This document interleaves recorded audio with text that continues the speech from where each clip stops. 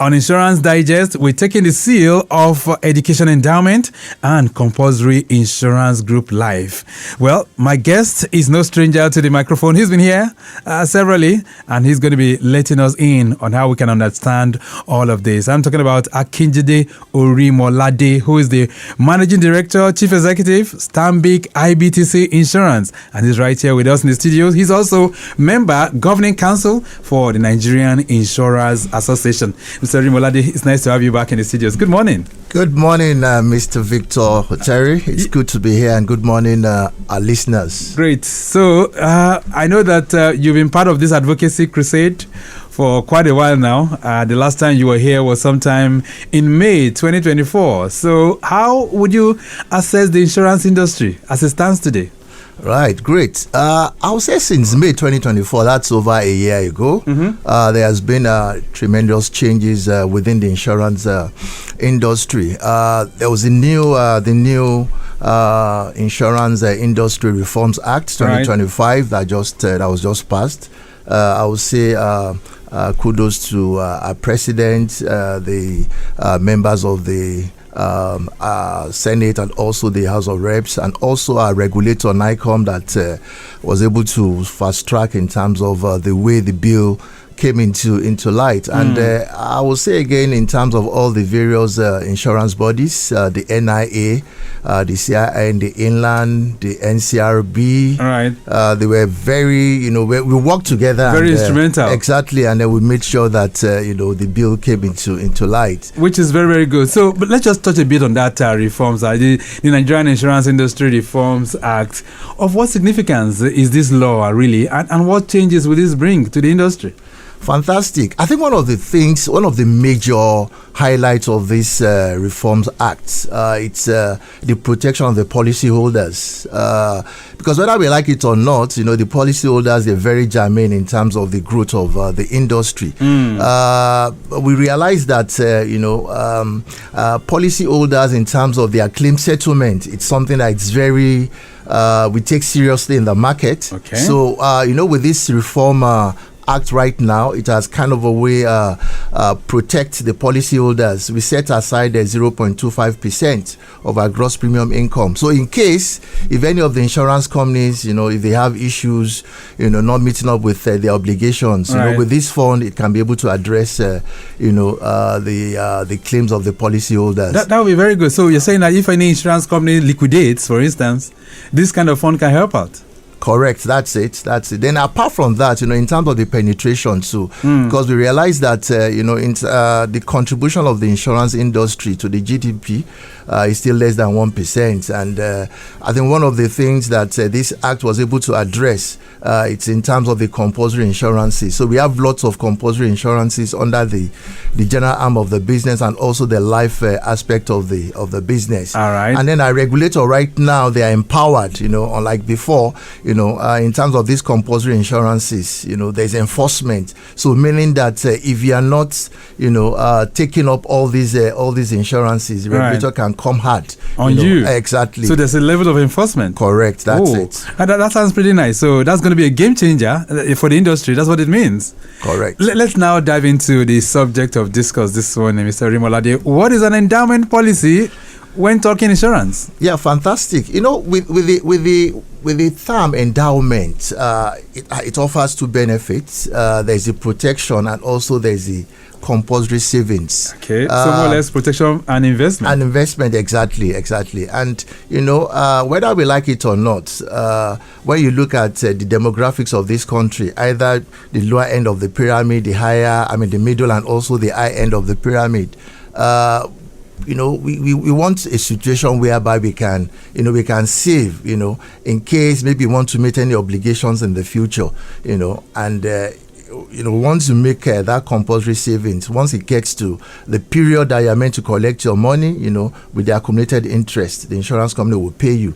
And then, within that period, if anything happens to that person, maybe the person, as a result of maybe accident or, natural cause, the person is not, the person dies, the insurance company will be able to, pay up in terms of the sum assured that is indicated on the policy. Wow, that sounds pretty good. So how is endowment linked to education?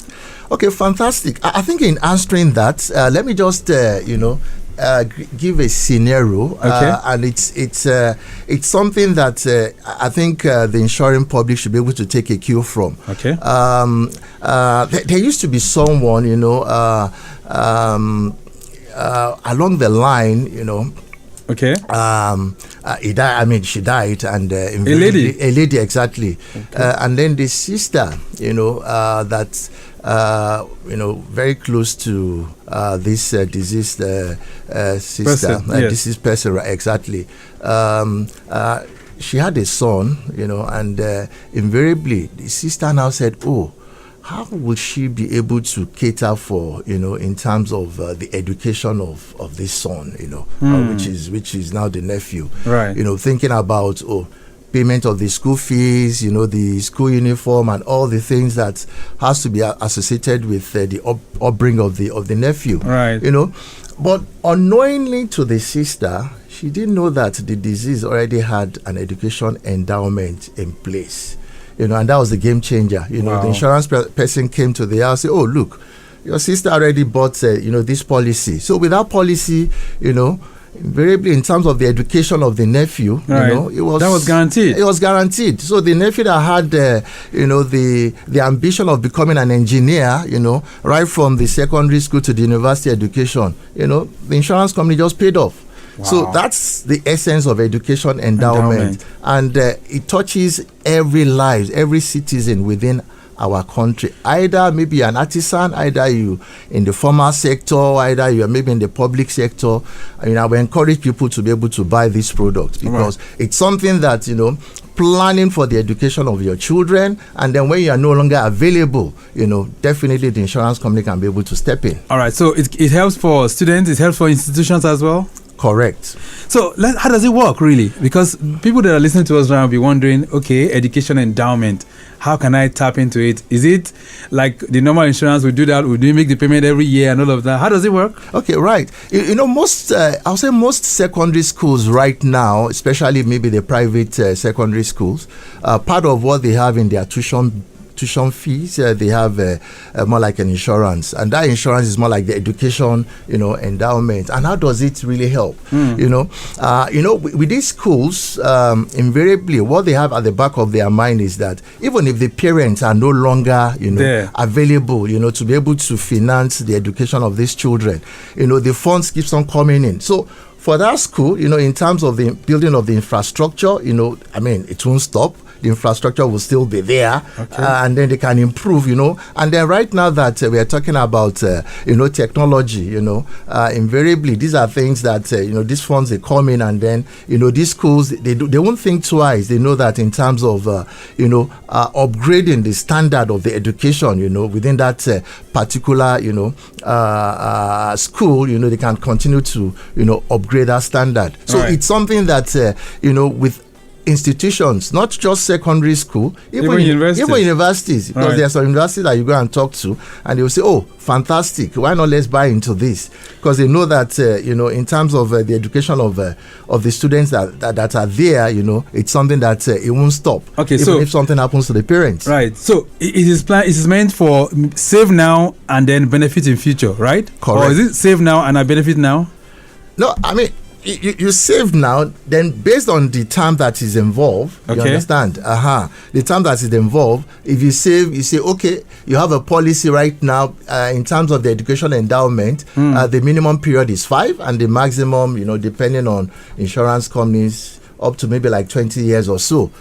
So invariably, if you say you want to save for 5 years, at the end of 5 years, if you are still alive, you can collect the funds, and then you can now use the funds. So, my child, is he going to, university right now? I can use the funds to be able to finance it. Is he going to secondary school? I can be able to use the funds to finance it.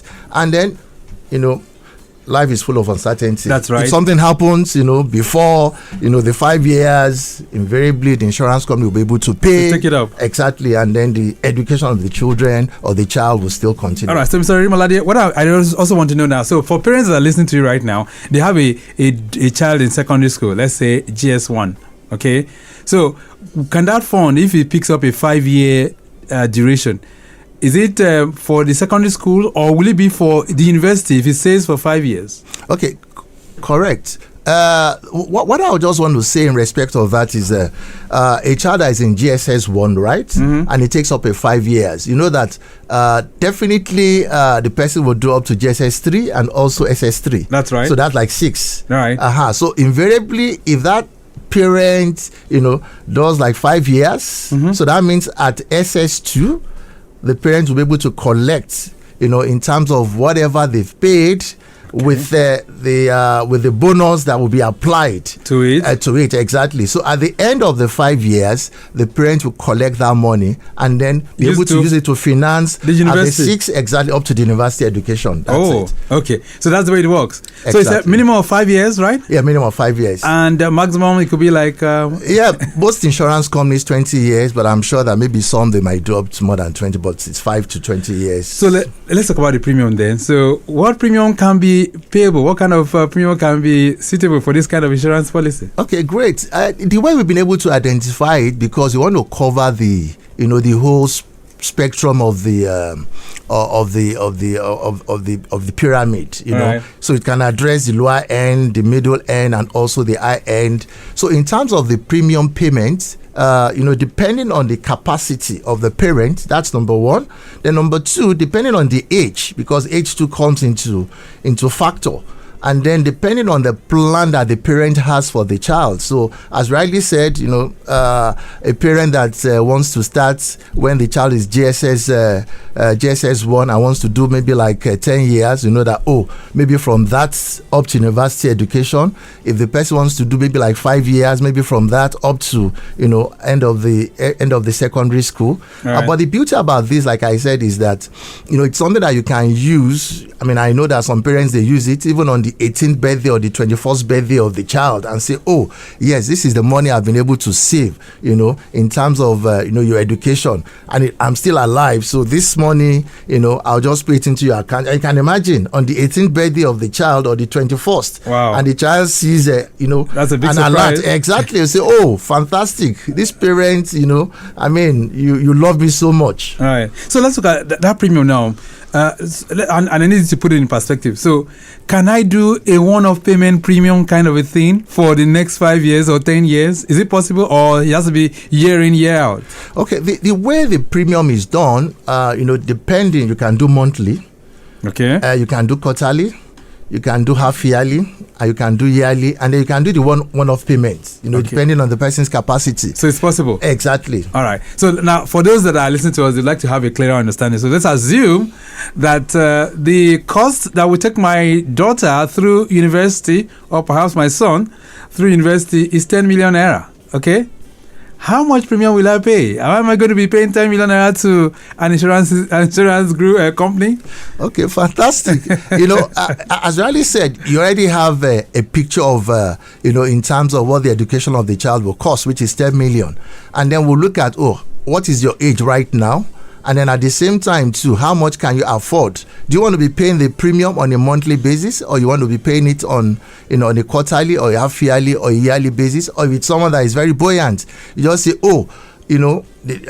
maybe you have you have an education endowment policy for 5 years or for 10 years. And you say, this is the premium you're going to pay for that 5 years or 10 years, and you can afford it. You just pay it, and then you forget about it. Okay, so why I'm asking that is because when you talk insurance, the premiums are normally very cheap, ridiculously cheap. So you're paying a 15,000 naira for a third-party motor insurance with the assurance of a 3 million minimum in terms of claims, so to say. So and sometimes, even when you are insuring your homes, 0.something% and all this kind of. So I'm asking that because is it the same thing with the education endowment? Yeah. With education endowment, it's more of benefits, unlike what you have in the general arm of the business, which is a non-life. That is indemnity based. For the life business, because it's benefits, and at the same time it's something that has to involve investment and also protection. The premium, I would say it's on the average level, and then, like I said, depending on the age of the person. If the person is, young, right, the premium the person is going to pay will be lower compared to someone that is, maybe up to 50 or above. Right. So that means age is a factor. Age is a factor, exactly. So what's the maximum age of entry for this kind of education endowment policy? Okay, the maximum age that we normally use is at 60. Oh. Yes. Okay. 60. So you're saying that even I can still do education insurance for my son who's 25? Yes, you can. You can. I would have thought he has gone beyond the age. You can, because invariably, it starts from 18 to 60. Right. So at 18 you can start the policy, and then at 60 you can do the policy. But once you're above 60, the insurance company will now say, "Oh, you're getting, right, above the age." Right? Exactly. All right, Mr. Orimolade, the schools are resumed right now. This is September. Secondary schools, they resumed. Some higher institutions are very much. Can people still tap into it at this time, or it's too late already? I can tell that this is the right time to tap into it.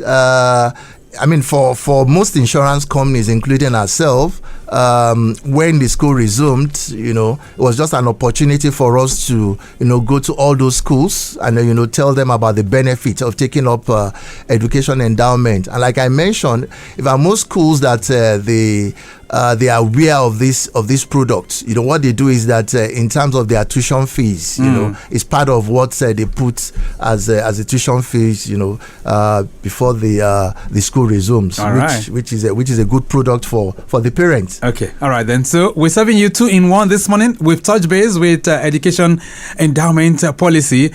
Let's switch gears to talk about the compulsory insurance group life. We'll be reflecting on that. That will be a little bit after this break, and of course you can also put in your questions or your concerns about all of this. I'm so excited about the education endowment. I don't know about you, but if you are, feel free to connect with us. That will be on 091 5387 7127. I've got someone who's a guru in the building unpacking all of this for us. A brief break. We'll be back.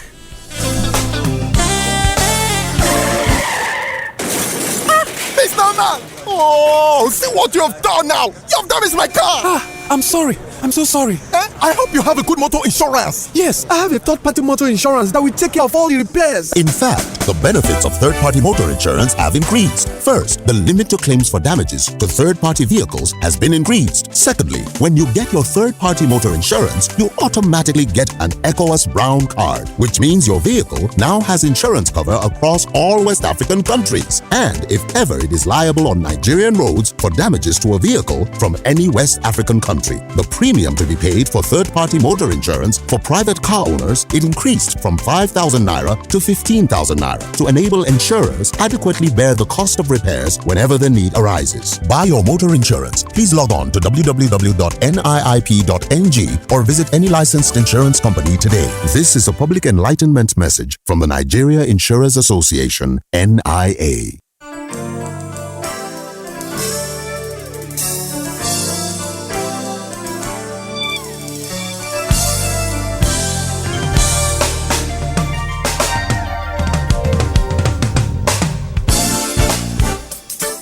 Lagos Traffic Radio 96.1 FM Insurance Digest is a program, and I still have with me in the building Mr. Orimolade, who is the Managing Director and Chief Executive of Stanbic IBTC Insurance. Getting back to Ikorodu Road, those of you coming in from the inner part of Ikorodu this morning, it's a slow-moving traffic being experienced from Odogun up to Koshofe, and that's due to a broken-down high-capacity bus with that's Transit Blue at Koshofe, and of course it's receiving attention as we speak right now. All right, then.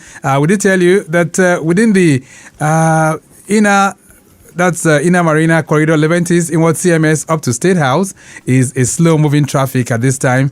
Thank you so much, Adileye, for that one. Also, let me see, the Lekki Aja Corridor, slow-moving traffic from Chevron up to Ikate, and this as a result of high influx, plus the earlier reported fallen container leading truck at Chisco in Worth Jakonde. It's being recovered at the moment, so Of course, it's affecting some traffic. Well, just take note of that, those of you that are within that corridor as well. All right, so very, very shortly, I will allow you to join the conversation. But before then, let's get to the Compulsory Insurance Group Life. So, Mr. Rimolade, talk to me. What's the Compulsory Group Life Insurance all about?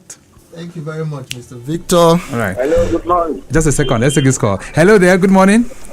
Yeah, this is Sadiq Yusuf reporting live from Wemco Road, where we have a lone accident of a Loma compactor truck that ran into the median and affecting our vehicular flow. Okay. But not having much impact on traffic that I speak. Through the help of a traffic manager, a recovery van is very much on ground, trying to take this truck out of the road. So and we are still expecting another recovery van so that just to make the process seamless and fast as well. Okay, so Sadiq, just a second. Where in Wemco Road is this lone accident? Yeah, exactly before getting to Sunday Market. Market, okay. Yes, before approaching Sunday Market, that's where it's. All right. So, but efforts, yes, all hands are on deck just to ensure that it's off the road. Okay then. All right. Thank you so much, Sadiq.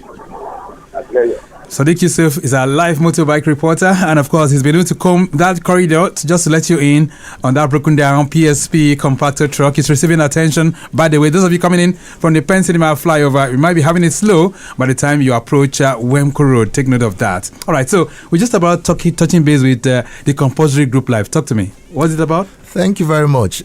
With the Compulsory Group Life, it's one of the insurances that is made compulsory by the PENCOM Act of 2014. That's section 4, subsection 5. And then even with the NERA 2025 too, it's been able to, dwell a lot in terms of that compulsory group life insurance. And, it's just for the employers to know that they have responsibility towards their employees. Okay. So any organization, that they have employees that are working with them, it's just for them to be able to take up, this group life insurance, so that in case if anything happens to those employees while they are in employment, maybe death, permanent disability, and then there's some other things that can be added, maybe critical illness. These are the things that are covered, under the group life policy. Right? Yeah. So it's something that I'll just employ or maybe try to let every employer of labor to be able to take up this insurance. How many employees must one have for one to get this? Yeah, if you have more than 3, that's if you have more than 3, it's something that the organization should be able to take up. Because I know that most SMEs, these are the things that they have in their as part of their insurances, and then even for them to be able to get contracts. These are things that it is required. Exactly, they are requirements. So it's something that is compulsory. And like I said, right now we have a regulator that if you don't take up this compulsory insurance, they can come after that organization and they're going to pay a serious fine for it. Yeah, exactly. Right. So how will it impact businesses and employment? Okay, for me, I think any employee that that hears that they have an employer that has taken up a group life insurance, first of all, in terms of increasing, even it's something that can motivate them. So in terms of making them to work more, because they look at that their employer has been able to take care of, in case if anything happens to them, they have an insurance that is in place. So in terms of productivity, it's something that can spur them to increase their productivity within the organization. And then coupled with the fact that most insurance companies, even when they take up this, there could be situations whereby in terms of their wellness too, they could have an HR person that could invite the insurance person to come just come and talk to them in terms of wellness, which is another added value to the workforce. All right, then let's see if we can expand the scope beyond the studios to also have your input this morning. I have the managing director of Stanbic IBTC Insurance in the building, and we are talking all things insurance. But this time around, Two vital policies that will be of great interest to you. We talked about education endowment, and now we're referring to group life insurance. If you have any questions for my guests, feel free to join the conversation. That's on 091 5387 7127. Hello there, good morning. Yeah, hello. Yeah, good morning. Yeah, good morning. All right, what's your name? Dakpo. Dakpo, how you doing? I'm good. I'm calling from Tulare. All right, Dakpo, go ahead. Dakpo for Tulare. So I just want to find out, with school fees increasing every day, this benefit, is it or does it also, will it increase as the school fees increases? Okay, all right. Thank you so much. Thank you. All right, Mr. Rimalade, this guy is very smart. Will school fees increase every day? Will my premium also increase as well? Thank you so much, Dakpo, for that. One thing about education endowment, like I mentioned earlier, depending on your pockets, and at the same time, depending on the age of the person that is doing it, you can decide to say, I want to take up educational endowment for 5 years, and then in terms of my sum assured, that is after that 5 years, I want to put it as maybe like 5 million. And I know that within that 5 million, even factoring inflation, I know that it's something that it can cater, for the education of my child. All right. So it's just for us. So it depends on your pocket. It depends on your pocket. So it's just for the insurance company to be able to calculate and say, this is the premium that you are going to pay. Okay. So I'll just advise Mr. Dapo in respect of this, just have it in mind that, like I said, compulsory savings, and then at the same time, because life is full of uncertainty. Definitely. So it offers that investment element, and at the same time, the protection. Yeah, that's all right, it. Then more reactions coming in for you. 09153877127. Insurance Digest is the program. This one says, good morning. If an employee resigns, can they continue the group life policy privately? Jide is sending this one in. Jide, thank you so much. Is that possible? Thank you very much. I think that's a simple answer. It's capital no. No. Because like I said, it's your employer that pays the premium on your behalf. So invariably, if you leave that employment, invariably that's, maybe if you go into another employment, your employer can take up another group life, all right. On your behalf. But that it ceases completely. Completely. All right. Yes. Another one here says, good morning, Victor. Does group life insurance cover accidents outside the office or only things that happen at work? Jadesola is sending that one in. Thank you so much, Jadesola, for this. Fantastic, Jadesola. You see, one thing about group life, it's 24 hours. Okay. You're still in the employment of that organization. So if anything happens to you, you understand, even at home. It doesn't matter. If I'm at home? If you're at home, if you have a sleep and then, you fall. You fall, exactly. That's why would the company pay for my negligence at home? well, invariably, because what it covers is, like I said, death, permanent disability, and then you can, as long as you still work with that company, you still work with that organization. All those things are they are covered. That's something very, very interesting. This one says, if a company refuses to give staff group life insurance, what can employees do? You didn't put your name, but thank you. I think this is a very pertinent question, really, because how do we find out that these companies are really complying? Okay, very, very good question. I know that most organizations right now, because this policy is compulsory. There's what they call, you can blow the whistle. You don't need to put your name. You can just good a thing. There's traffic radio that a good listener. You could call Mr. Victor Ozeri and say, this particular company XYZ, I've been working there. There's no group life. And I'm sure that one way or the other, the regulator will get to know about it, and then they can step in and sanction that organization. Which is very, very true. All right, then 09153877127. Hello there. Good morning. Good morning, Victor. Good morning. This is Comrade Daniel Onobumi. Yeah, Comrade Daniel, one of our regulars on this program. How are you doing?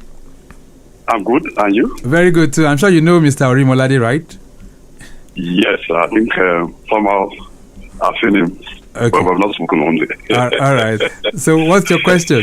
Good morning, Mr. Orimolade. Good morning, sir. All right.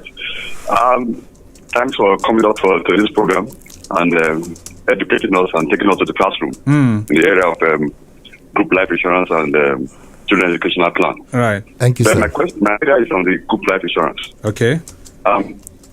Though the Pension Act made it compulsory that private labor must take up a group life insurance for their staffs, All right. for employees. The challenge here with the industry is some kind of recalcitrant employers of labor who don't see it as compulsory or necessary to take a group insurance because they don't want to just part away with that money because it comes from the employers of labor. Without the employee in terms of group, Right. to the what's called retirement plan, which is has to do with the Pension Act. All right. We found out that these same employers are so adamant in terms of taking this plan, and I want to ask, what is the industry doing to ensure that there's a way that we have a dedicated number to report such employers? And also see something and say something. When you see something and say something, because it is very important. There are so many out there, especially the private sectors. So what are the industry doing and the regulatory body? Thank you, Mr. Romero. Very, very good question. Thank you so much, Comrade Daniel. So, any moves now that we have the Nigerian Insurance Industry Reforms Act in place? What are you guys going to be doing just to ensure that people can whistleblow, perhaps through some numbers?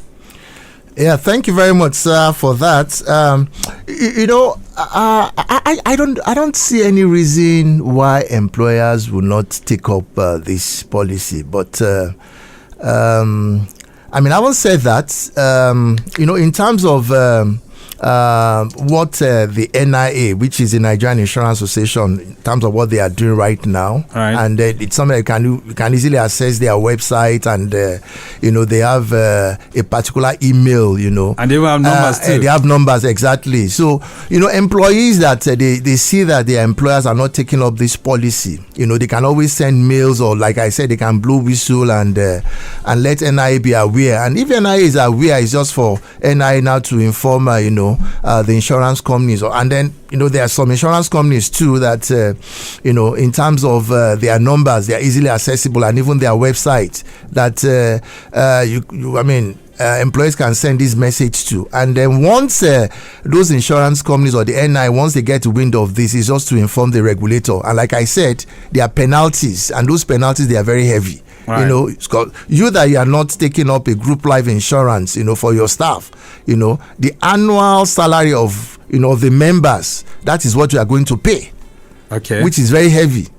So, like I said, I don't see any reason why employers are not, taking it up. All right, let me see if I can run through some messages still popping in for you. This one says, please, sir, what is the minimum and maximum duration for this kind of policy? Mr. Edith from Ikeja. Well, if you're talking of education endowment, he did say it's 5 years, and of course, you could have it run for 10, 15, or even 20 years as well. Thank you so much, Mr. Edith. This one says, please, Victor, what happens... Okay, so please, Victor, what is happening at mile 12 inwards Koshofe? Very, very slow. And for Mr. Urimolade, please, for a parent with irregular income, how easy is it to maintain this type of plan? Thanks, Sheon Ibrahim. Sheon Ibrahim, thank you so much.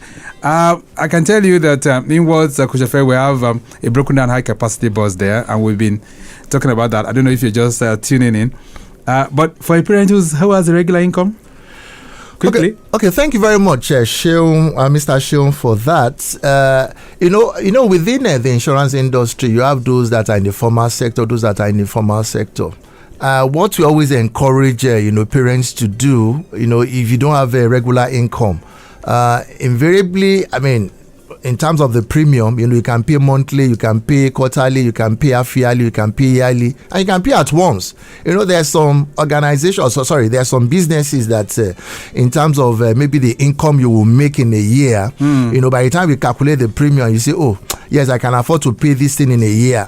for at once. So you just pay it at once, and then you move on. So close your mind. Understand? Exactly. Okay. So when situations whereby, you don't have those income coming in, that you've already, paid for the insurance premium for, for that particular policy, which puts you in a good state of mind. Right. Let's begin to round this all up right now because there's a lot to discuss, and I'm hoping that we can bring you into the studios once again to dissect all of this. But in rounding off, what's your advice to the listening public this morning? Thank you very much, Mr. Otari. I think what I would just say is that, in life is full of uncertainty, whether we like it or not, we all pray every day, God keeping us. But at the same time, things can happen. And when things happen, the question is, are you prepared?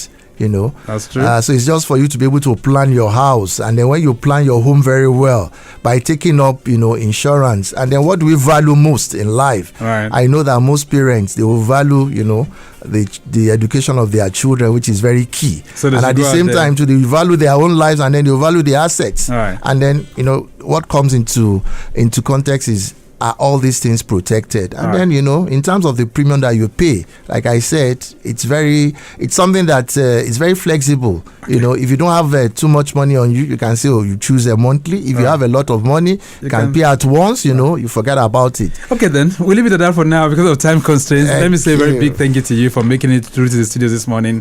Thank you for coming, sir. Thank you very much, Mr. Terry. It's always good to be here. And I think one thing I will say is that my wife, most times, anytime I drive a car and then I change the station to another, she just tell me that, just put it back at 96.1. Oh, she's our ardent fan, right? Exactly. Mrs. Original Lady, we do appreciate you. We'll celebrate you one of these days. All right, then you can get in contact with NIA by dialing the number 081-7078-4444. That's 081-7078-4444 to whistleblow if your company is not paying the group life insurance policy. Mr. Akinjide Orimolade, it's nice having you in the building. Thank you so much for being here. Thank you so much, everyone, and thank you, good listeners. All right, then. So he's the MD, CEO of Stanbic IBTC Insurance. The program this morning has been produced by Mike James. I say a big thank you to Joke Adeyemi, who's head corporate affairs for the Nigerian Insurance Association. Same for Sajioni, who's controller technical for NIA. From the social media team, I say a big thank you to Daniel Downsi and Okwemi Shodunke. Our executive producer is Tayo Akonle. My name is Victor Terry. Have a splendid day. Bye.